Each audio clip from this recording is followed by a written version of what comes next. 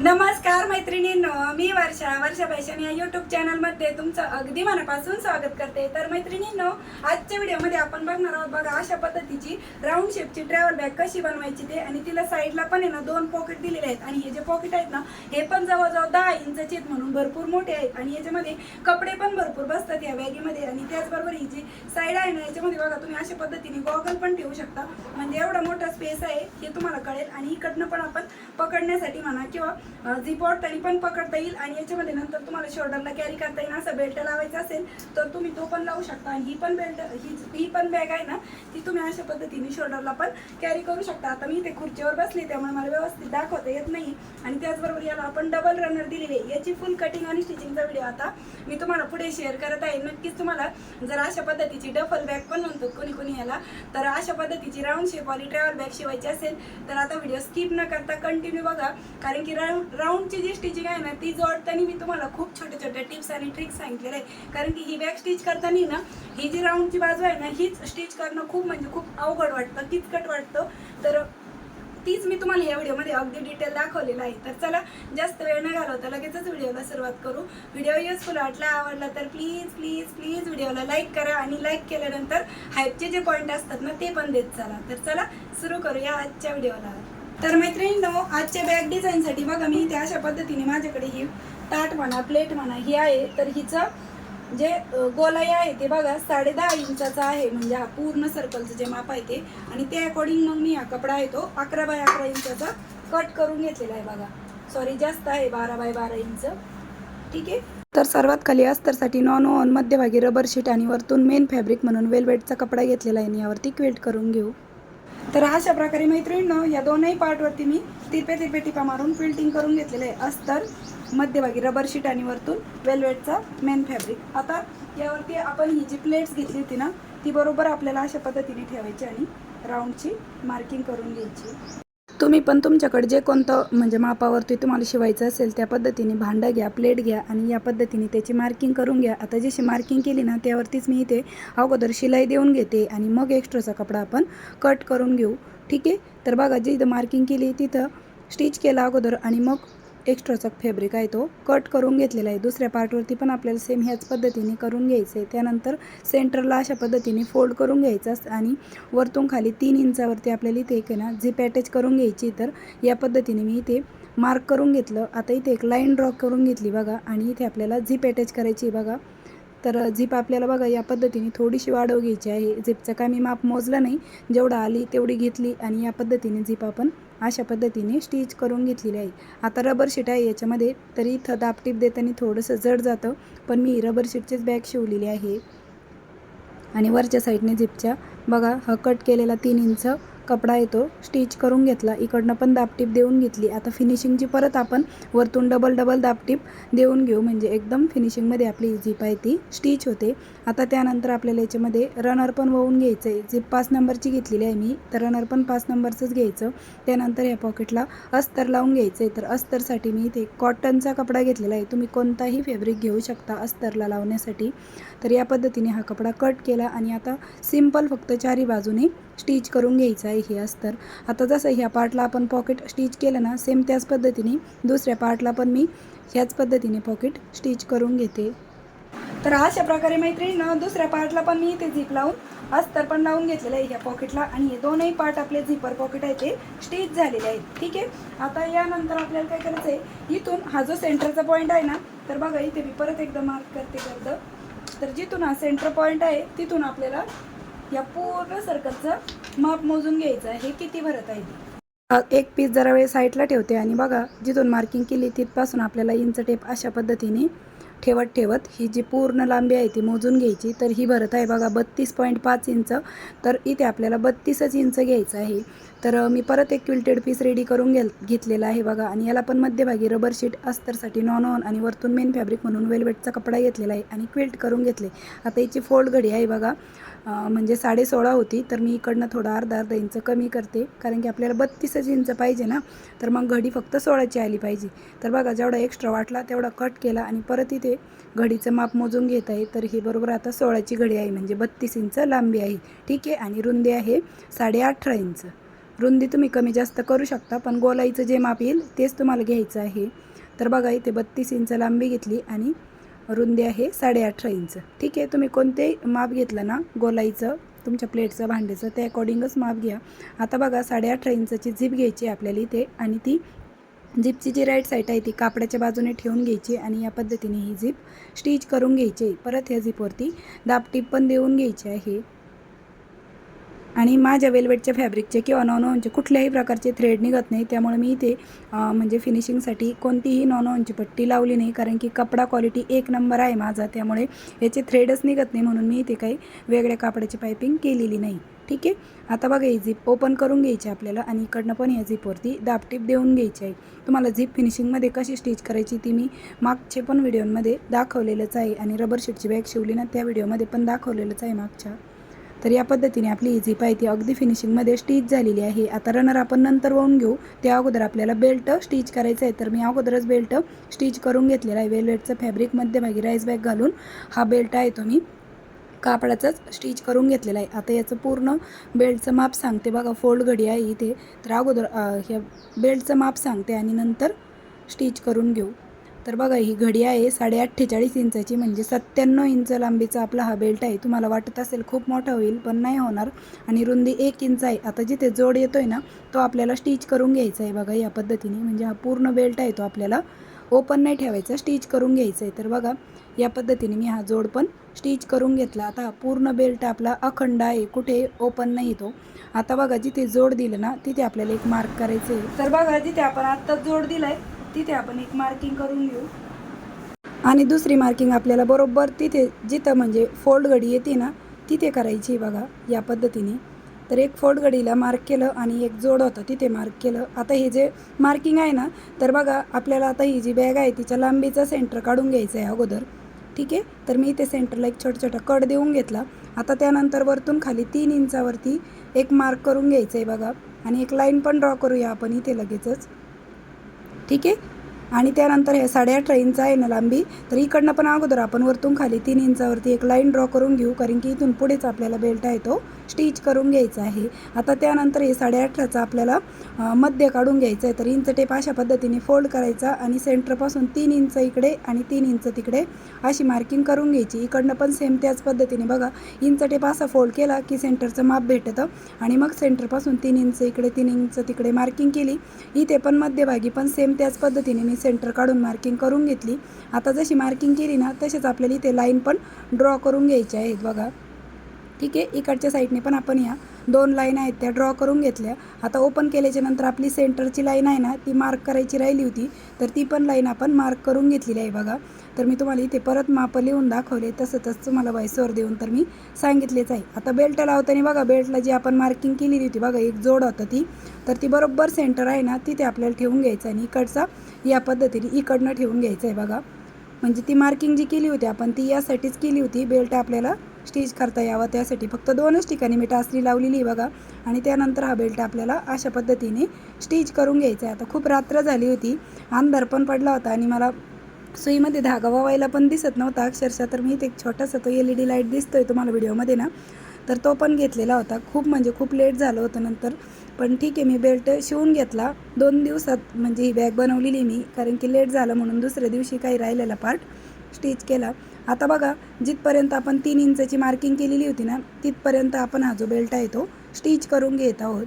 आणि मध्ये मध्ये ना म्हणजे टिप पण व्यवस्थित येते की नाही ते चेक करावं लागतं. परत कधी कधी धागा पण तोडतं, कारण की बेल्टमध्ये मी राईस बॅग घातली होती आणि वेलवेटचा कपडा पण खूप जाडजूड होता ना, त्यामुळे ना इथे जाड कपड्यामुळे जास्त सुईतला धागा तुटत होता.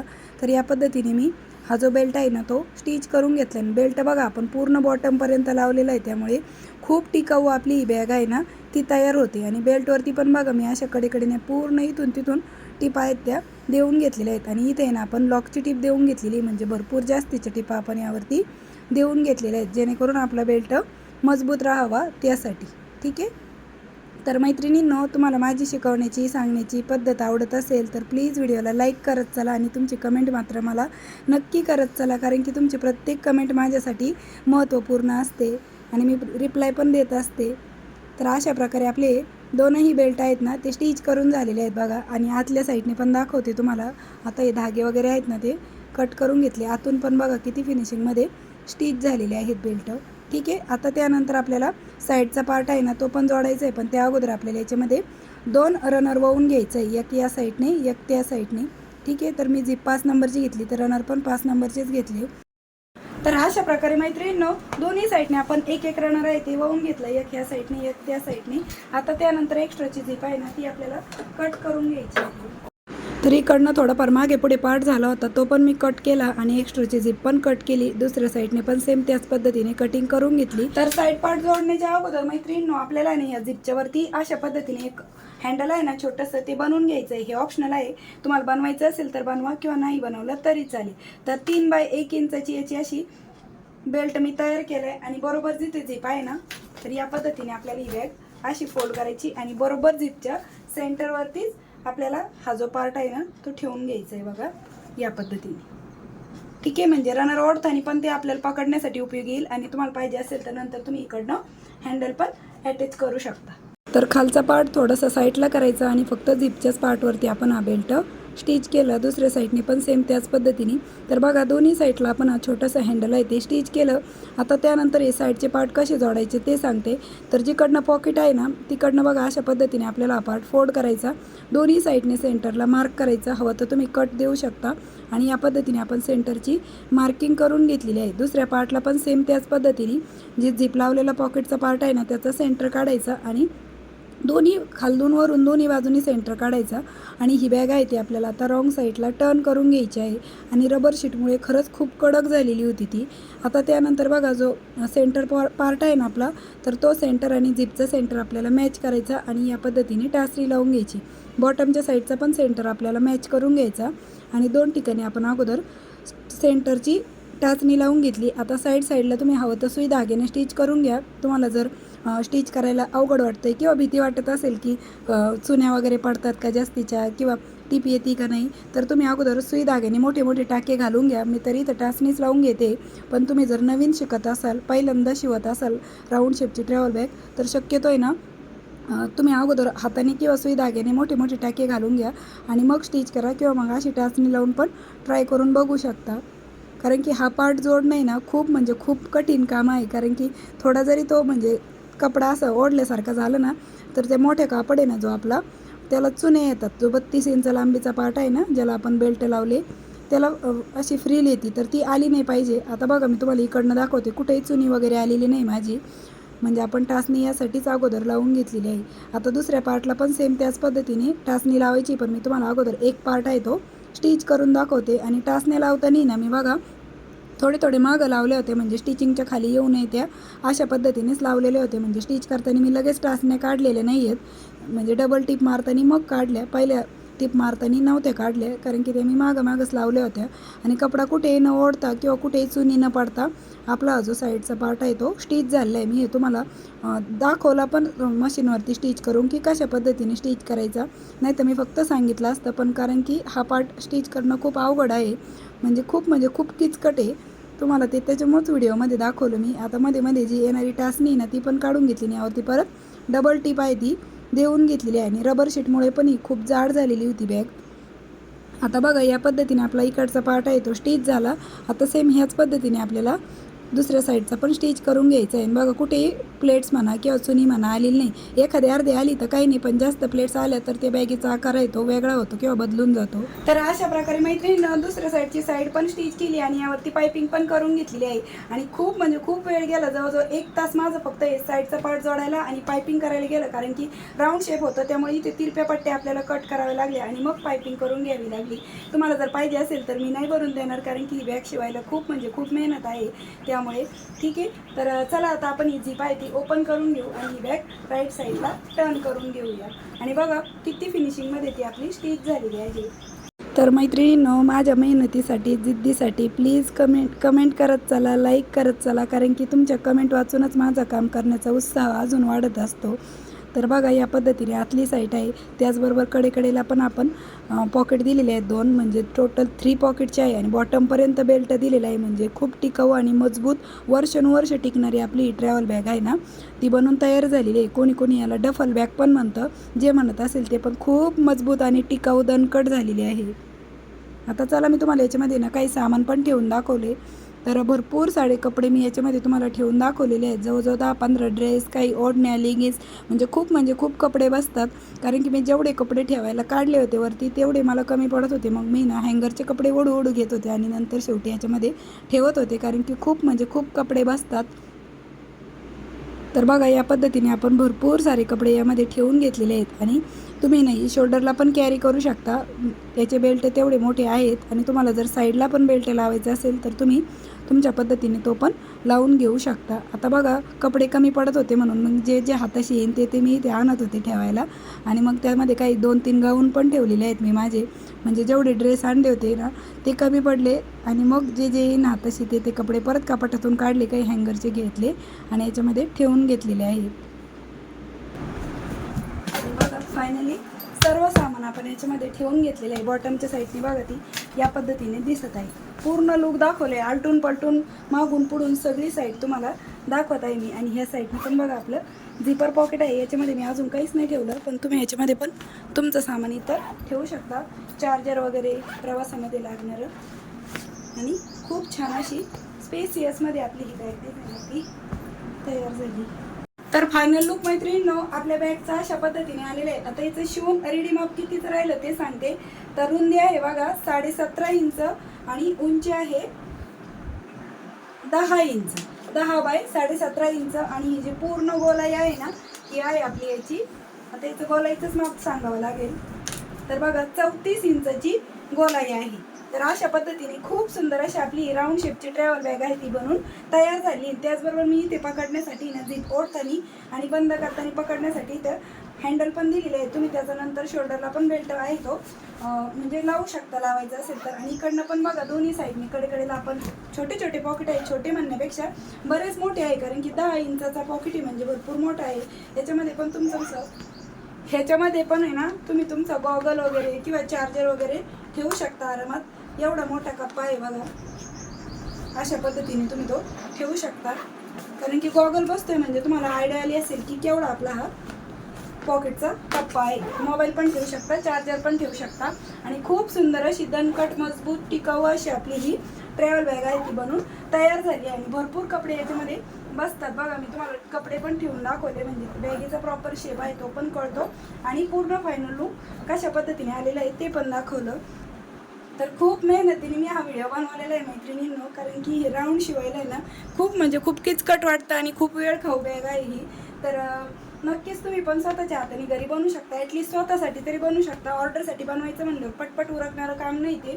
हे कडेची जी राऊंडची स्टिचिंग करताना ना म्हणजे खूप वेळ जातो त्यामध्ये.